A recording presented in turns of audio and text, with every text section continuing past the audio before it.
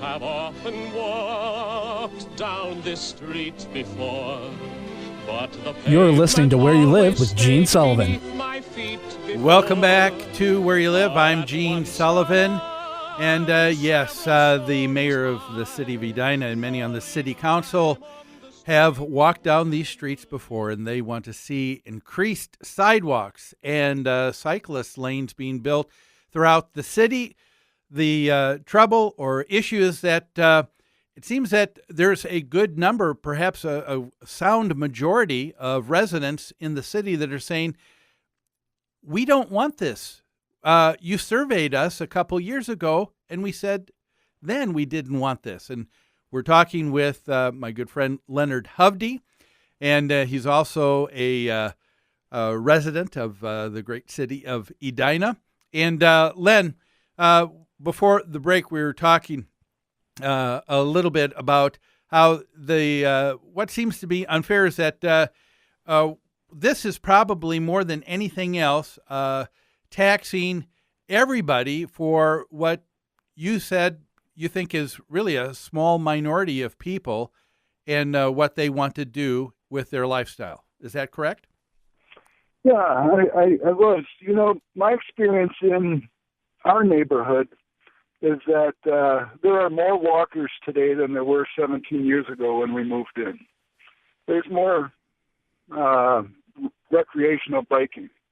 And we all seem to be able to do it on the same road that was there 17 years ago. The cars drive a little bit more carefully. The walkers are wearing reflective gear. The bicyclists have lights on their bike. The asphalt still holds us all up. We don't need anything special to manage our time outside of our houses, and it just seems like a waste of money.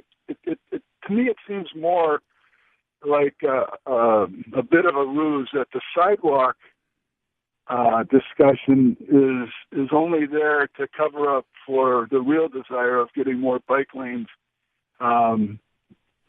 designated throughout the city. It seems that there are a few that people in the city government that are just enamored with an idea, a thought of how the city is going to move around and be peaceful and everything's just wonderful, and it doesn't necessarily seem to be something that's translating to all of the residents. And I mentioned before that there was a survey. It was interesting at the last city meeting concerning this. It said there was a big group of neighborhood folks that came in, and they cited this survey that the city of Edina took just a couple years ago that showed that more than 90% of the residents were against adding additional sidewalks. One of the residents said at that meeting, "What part of 90% can't you read? We don't want sidewalks." What does that say when you have a government that on the local level that says, we don't care what you want, we think we know what's best for you, and this is what we're going to deliver? Yeah, that's a two-edged sword, because I'm one of the 90% that say we really don't need sidewalks and bike lanes where they don't already exist. We're neighbors, we get along, we can make this work. You know, I like watching the guy riding to work. I admire him doing that, along with the 7 other people that are doing it in Edina. That's great. I did it when I was in college. I used to ride from the University of Minnesota to St. Louis Park every day during a summer because I didn't have a car. And so you do what you got to do. I was green before green was popular. Yeah. So, but the other side of the sword is that they are the politicians, and they got elected, and they can say, but our people are represented. You elected us, and this is what we're going to do. And yeah. Now, the problem is that I can say I'm not represented, but they can say we were elected. Well, and that's true. I mean, if you take a look at what took place during this last election cycle, I think they say nationwide there was probably no more than 30% of the population that actually got out and voted. So clearly it is just a minority of the folks that are voting. And you're right, to that end, to those that get out and vote, they have the ability to be the decision makers on who gets elected and therefore who is governing us. Because, that's that thing we talk about all the time on the show, and that's the idea from our Declaration of Independence, the consent of the governed, that government is instituted by men. It says by all of us, by ourselves, for the purpose of securing our liberties. And it says that these just powers come from the consent of the governed. And so we give our consent. But here, there are a lot of people that apparently have not given their consent, but they haven't participated in the process. I guess that's what this is about more than anything else, don't you think? Yeah, it goes back to that whole principle of you get what you accept. And in any business dealing, if you and I make a deal and you give me shoddy work and I accept it, then that's what I get. I get shoddy work. But if I stand up and say, no, I'm not going to accept that, in the political process, we get what we accept. If we don't vote, and we have to say the day we don't vote is I'll accept whatever happens, and that's kind of what's playing out in Edina. Yeah, we're getting what we accepted when we didn't vote, and clearly so. I mean, this could be. If enough residents got upset and concerned about this, saying, "Hey, wait a minute, I don't know that I want this additional monthly taxation to continue on. I don't know that if I want these additional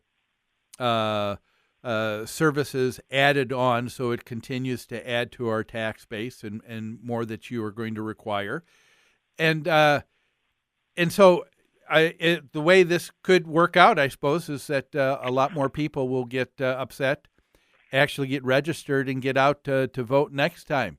What do you think the chances are of that happening? Well, I think I'll get out and vote next time, and I'll talk to my neighbors to get them out to vote. But you heard some of the excuses people had for not voting this year. Yeah. They would, well, I was busy. I had to run my kids around, or I was busy at work, or I was, I couldn't make it, to vote. And so there's all these excuses, and so that's the old I'm going to accept what I get. Yeah. The part that I find real interesting, and because we have a property management company that's involved in the management of homeowner associations, what gets me every single time is that when you have something on the city level that happens or the state level, where people say to those that were elected, hey, we don't like what you're doing. The fact of the matter is not enough people got out to really show their desire and what they want with their elected officials. And so, yes, we got what we deserve because we didn't get out and say these are the people we want to put in place. And that's all well and good on that level, but on the homeowner association level, boy, it seems like if something is unfair, it seems like the state government wants to every legislative session want to tinker with how they can stop what is so unfair about this whole process. And it really is the same. The process of electing someone to your board is no different than that of a city or a state. Don't you agree? Oh, yeah. And at that level, at the community association level, for goodness sake, you could become the board so easily. And you could sway the votes to get what you want accomplished in a community like that. And yet people are not joiners. They don't want to become a part of that. Yeah, I talked about this just on last week's show, Len. They're in the state of Pennsylvania because there is low voter turnout in homeowner associations, and people are saying, therefore, we get these tyrants. The state legislature in Pennsylvania said they put forward a piece of legislation that said that at least 50% or more of all homeowners in an HOA have to participate and vote. Otherwise, there's no election. It's not valid. What do they do? What do they do for representation then? It'll be interesting. This is something that's just being put forward right now. I don't think it's finally passed, but to stop and think, is that something that the people on the city level or any state level would like to require for themselves? This is do as I say, not as I do. Well, hey, in an association, you can run around and get proxies, I suppose, but you couldn't do that very easily on a community or on a city level. No, that is correct. There is no proxies. You have to get out and vote. Well, Len, thanks for taking time to weigh in on this topic with me today. Oh, you're welcome, Gene. You take care. Okay. Don't go away, folks. We've got a lot more of Where You Live, but we're going to take a break right now. You're listening to Where You Live on AM 1280, The Patriot.